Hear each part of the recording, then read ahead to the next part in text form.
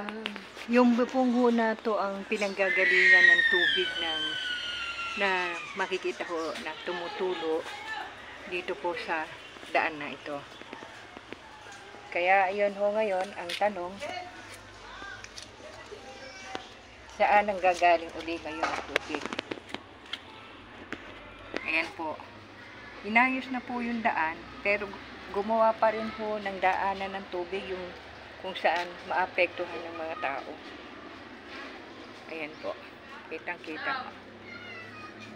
Pag tinignan nyo po uli yan, makikita nyo yung pagpatak ng tubig. Ayan.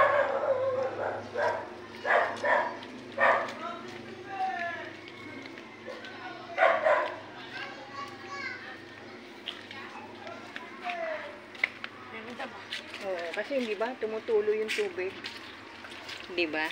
Kaya nagkakabasa pa rin. Oo, kaya nga ang tanong, saan nang gagaling uli ang tubig? Kanila uli, di ba? Oo.